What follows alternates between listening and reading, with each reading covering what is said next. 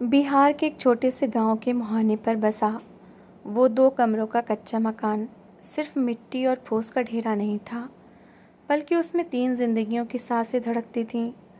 परिवार में एक मेहनती और स्वाभिमानी किसान हरिया था। उसकी समझदार पत्नी थी और एक 12 साल की बेटी थी, जिसकी आंखों में पूरे गांव को बदल देने वाले बड़े बड़े सपने पल रहे थे। हरिया के पास कुल जमा 3 बीघे ज़मीन थी, जिसे वो ज़मीन का टुकड़ा नहीं, अपनी माँ मानता था। सुबह सूरज की पहली किरण निकलने से पहले ही उसकी फटी हुई बियावाइयों वाले पैर खेत की पगडंडियों को नापने लगते थे, और ढलती शाम को जब आसमान का रंग सिंदूरी से स्याह होने लगता, तब कहीं जाकर वो अपनी लाठी टेकते हुए घर लौटता था। पिछले 3 सालों से गांव और आसपास के पूरे इलाके पर जैसे किसी बद्दुआ का साया मंडरा रहा था। सावन आता, आसमान में सूखे बादल मंडराते और बिना बरसे ही आगे निकल जाते। कुएं सूख चुके थे, तालाबों की तली में पपड़ियां जम चुकी थीं, और हरिया के खेत की मिट्टी इतनी सख्त हो चुकी थी कि हल्की फाल भी उससे टकराकर मुड़ जाती थी। ज़मीन पर पड़ी लंबी और चौड़ी दरारें देखकर ऐसा लगता था मानो धरती भूख और प्यास से अपना सीना फाड़कर चीख रही हो। उस तपती दोपहरिया में जब बबूल के पेड़ भी अपनी छाँव समेटने लगते थे, हरिया अपने खेत के बीचों बीच खड़ा था। पैरों में चप्पल नहीं थी और सिर पर बंधा मैला गमछा पसीने से तर हो चुका था। उसने झुककर अपने कांपते हाथों में एक मुट्ठी सूखी मिट्टी उठाई। वो मिट्टी उसकी उंगलियों के बीच से सूखी रेत की तरह फिसल गई। उसकी आंखें भर आईं। उसने आसमान की तरफ देखते हुए भारी आवाज़ में कहा कि हे विधाता, तू मेरी मेहनत का फल मुझे मत दे, लेकिन मेरी मासूम बच्ची के सपनों का गला तो मत घोट। तभी दूर पगडंडी से उसकी बेटी दौड़ती हुई आई। उसके एक हाथ में पानी का लोटा था और दूसरे हाथ में सूती कपड़े में लिपटी 2 सूखी रोटियां और नमक मिर्च की चटनी थी। बेटी का चेहरा धूप से तवे की तरह लाल हो चुका था, लेकिन उसकी आंखों में एक अजीब सी ऊर्जा थी। उसने अपनी फटी हुई फ्रॉक को संभालते हुए बड़े लाड से कहा, बापू, दोपहर ढल गई है, अब तो 2 निवाले खा लो। देखो, आज स्कूल में मास्टर जी ने कहा है कि अगर मैं इसी तरह मेहनत करती रही तो इस बार ज़िले की मेरिट लिस्ट में मेरा नाम सबसे ऊपर होगा। बेटी की बातें सुनकर हरिया का सीना गर्व से चौड़ा हो गया, लेकिन अगले ही पल एक गहरी चिंता ने उसके चेहरे पर झुर्रियाँ बढ़ा दीं। शाम को जब घर के चूल्हे से उदास धुआं उठ रहा था, तो उसकी पत्नी ने रसोई की चौखट पर खड़े होकर दबी आवाज़ में एक कड़वी हकीकत सामने रखी। उसने बताया कि स्कूल की फ़ीस जमा करने की आखिरी तारीख अगले हफ्ते की है। अगर इस बार पैसे जमा नहीं हुए तो बेटी का नाम हमेशा के लिए स्कूल के रजिस्टर से काट दिया जाएगा। मास्टर जी ने साफ कह दिया था कि बच्ची बहुत होनहार है, इसे आगे चलकर डॉक्टर बनना चाहिए। इसका साल बर्बाद मत होने देना। हरिया का दिल बैठ गया। घर के कोने में रखे अनाज के कोठिले में अब सिर्फ 2 दिन का राशन बचा था। जेब में एक सिक्का तक नहीं था। जब कोई रास्ता नहीं सूझा तो उसने भारी मन से गांव के सबसे क्रूर और लालची साहूकार के दरवाजे पर जाने का फैसला किया। साहूकार का नाम सुनते ही गांव के अच्छे भले लोगों के पसीने छूट जाते थे, क्योंकि उसकी दी हुई उधारी कभी ख़त्म नहीं होती थी। वो सीधे ज़मीन लील जाता था। रात के सन्नाटे में हरिया साहूकार की हवेली के चबूतरे पर पहुंचा। हाथ जोड़कर अपनी पगड़ी को पैरों में रखते हुए उसने 5,000 रुपये की गुहार लगाई। उसने वादा किया कि जैसे ही अगली फसल आएगी वो पाई पाई चुका देगा। साहूकार ने अपने हुक्के का कश खींचा। उसकी तोंद हिली और वो ठहाका मारकर हंसा। उसने कहा कि 3 साल से जिसकी ज़मीन धूल उड़ा रही है, उसे किस भरोसे पर कर्ज दिया जाए। पुराना 10,000 का कर्ज पहले से बाकी था। साहूकार ने कोरा कागज़ आगे बढ़ाते हुए साफ कह दिया कि अगर इस बार पैसे चाहिए तो खेत के कागजात गिरवी रखने होंगे और उस पर अंगूठे का निशान लगाना होगा। हरिया के सामने एक तरफ उसकी पुरखों की ज़मीन थी, जिससे उसका वजूद जुड़ा था, और दूसरी तरफ उसकी लाडली बेटी का भविष्य था। उसने अपनी बंद आँखों से गिरते आंसू को पोंछा, कांपते हुए अंगूठे को नीली स्याही में डुबोया और कागज़ पर लगा दिया। वो पैसे लेकर घर लौटा तो उसके सीने पर एक बहुत भारी पत्थर रख दिया गया था। खैर, पैसों से बेटी की फ़ीस जमा हो गई और वो फिर से अपनी किताबों की दुनिया में खो गई। इधर हरिया ने अपनी बची कुची ताकत और साहूकार से मिले बाकी पैसों से अच्छे बीज और खाद का इंतज़ाम किया। इस बार जैसे भगवान को भी उस पर तरस आ गया। आषाढ़ के महीने में आसमान काले घने बादलों से घिर गया और ऐसी झमाझम बारिश हुई कि सूखी धरती की आत्मा तृप्त हो गई। हरिया ने दिन रात एक कर दिया। वो भूखा प्यासा रहकर भी सुबह से शाम तक खेत में पसीना बहाता रहा। कुछ ही महीनों में उसकी मेहनत रंग लाई। पूरा खेत लहलहा उठा।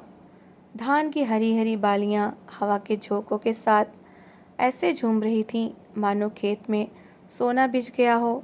गांव के लोग भी जब वहां से गुजरते तो ठिठक कर देखते और कहते कि इस बार तो कुदरत ने हरिया के घर के सारे दुख दूर कर दिए। इतनी शानदार फसल पूरे इलाके में किसी की नहीं थी। फसल कटने में बस एक हफ्ता बाकी था। एक रात हरिया और उसकी पत्नी खेत की मेड़ पर बैठे थे। आसमान में चांद चमक रहा था और ठंडी हवा चल रही थी। दोनों पति पत्नी अपनी आँखों में सुनहरे सपने बुन रहे थे। हरिया कह रहा था कि इस बार फसल मंडी में बेचकर सबसे पहले साहूकार का कर्ज उतारूंगा और अपनी ज़मीन के कागजात वापस लाऊंगा। फिर अपनी बेटी के लिए एक नई साइकिल खरीदूंगा, क्योंकि उसे हर दिन तपती धूप और कड़कड़ाती ठंड में 3 किलोमीटर पैदल चलकर स्कूल जाना पड़ता है। उसकी पत्नी मुस्कुरा रही थी और दोनों को लग रहा था कि अब उनके बुरे दिन समाप्त होने वाले हैं। लेकिन इंसान सोचता कुछ और है और किस्मत के पन्नों पर कुछ और ही लिखा होता है। उसी रात लगभग 2 बजे अचानक मौसम ने बहुत खौफनाक करवट ली। अचानक हवाएं इतनी तेज़ हो गईं कि झोपड़ी के ऊपर लगा फूस उड़ने लगा। आसमान में बिजली ऐसे कड़क रही थी मानो कोई दानव अट्टहास कर रहा हो। हरिया हड़बड़ा कर उठा और बाहर भागा। बारिश शुरू हुई, लेकिन वो पानी की बूंदें नहीं थीं। कंचे के आकार के सख्त और ठंडे ओले आसमान से गिरने लगे। ओले? नहीं, हे भगवान, मेरी फसल! हरिया पागलों की तरह खेत की तरफ चिल्लाता हुआ भागा। उसकी पत्नी और बेटी भी लालटेन लेकर उसके पीछे पीछे दौड़ी। खेत पर पहुंचकर जो दृश्य हरिया ने देखा, उसने उसकी रूह कंपा दी। आसमान से गिरती बर्फ की मार सीधे उसकी फसलों की छाती पर पड़ रही थी। हरिया पागलों की तरह खेत के बीच में कूद गया। वो फसलों के ऊपर लेट गया, उन्हें अपने हाथों से अपने गमछे से ढकने लगा, मानो वो अपनी जान देकर भी उन बेजुबान पौधों को बचा लेगा। ओले सीधे उसकी पीठ और सिर पर लग रहे थे। उसका बदन लहूलुहान हो रहा था, लेकिन उसे अपने दर्द का एहसास नहीं था। उसे दर्द हो रहा था अपनी मरती हुई फसल का। लगभग आधे घंटे तक कुदरत का ये क्रूर मजाक चलता रहा। जब सुबह का सूरज निकला तो धूप में कोई गर्माहट नहीं थी, बल्कि चारों तरफ एक खामोशी और वीरानी पसरी थी। जो खेत कल शाम तक सोने की तरह लहलहा रहा था, आज वहाँ सिर्फ कटी फटी कीचड़ में सनी और ज़मीन पर सोई हुई बर्बाद फसलें पड़ी थीं।